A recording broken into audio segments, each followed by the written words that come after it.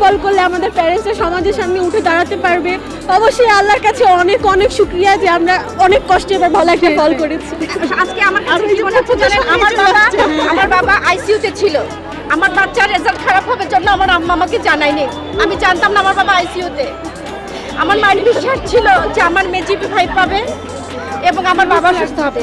আজকে সব থেকে আমার বাবা মা আরো বেশি খুশি হয়েছে তার নাতিনের সফলতা দেখে। প্রত্যাশা ছিল যে গোল্ডেন এ প্লাস পাবো, তো গোল্ডেন এ প্লাস পেয়ে আসলে খুবই ভালো লাগছে, কারণ এসএসসি পরীক্ষাটা হচ্ছে জীবনের অনেক দীর্ঘ একটা প্রতীক্ষার ফলাফল। তো এই পরীক্ষায় প্রত্যাশিত ফলাফল পাওয়ার পরে খুবই ভালো লাগছে।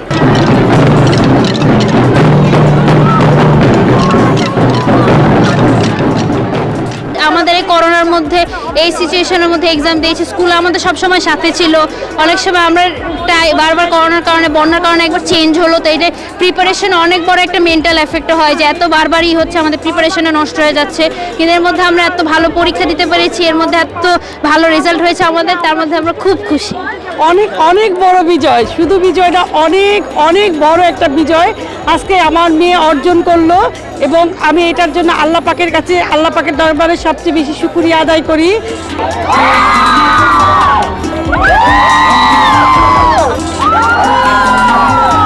অর্জনটা তো ডেফিনেটলি প্রথমে নিজের উপরে, কারণ নিজেই তো পরীক্ষাটা দিয়েছি, নিজেই পড়াশোনা করেছি, তো ডেফিনেটলি নিজের উপরে যে পড়াশোনা করে মানে ভালো মতো একটা নিজেকে একটা গিফট দিতে পেরেছে। আর তারপরে তো অবশ্যই বাবা মা, শিক্ষক, তারা আমাদের পিছনে যতটুকু শ্রম দিয়েছেন, ততটুকু সময় দিয়েছেন, সেটা হয়তো আর কেউ দিতে পারতো না, তো তাদেরকে ডেডিকেট করতে চাই অবভিয়াসলি আমার রেজাল্ট। কারণ করোনার মধ্যে সেই কষ্ট গেছে, ওর আম্মু করোনায় মানে মৃত্যুর মুখে ছিল, তার ভিতরে যে লেখাপড়া করে আসছে এই পর্যন্ত, এটাই সবচেয়ে বেশি।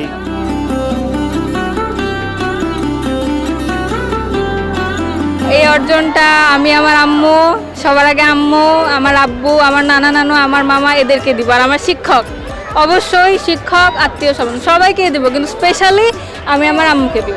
ওর এই জয়টা আমি ওকে উৎসর্গ করবো, কারণ রাতের পর রাত ওর জাগছে, ও নামাজ পড়ছে, তাহাজ্জুদ পড়ছে, আল্লাহ দরবারে চাইছে।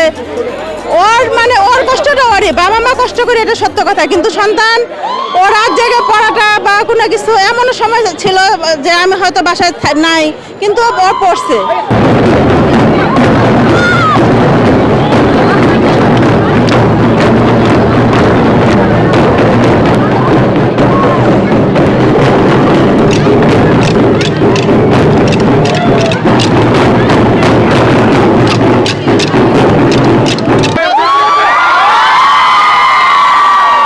সংবাদ, ফিচার ও অনুষ্ঠানের জন্য ভিজিট করুন সংবাদ প্রকাশের ওয়েবসাইট এবং যুক্ত থাকুন ফেসবুক পেজ ও ইউটিউব চ্যানেলের সঙ্গে।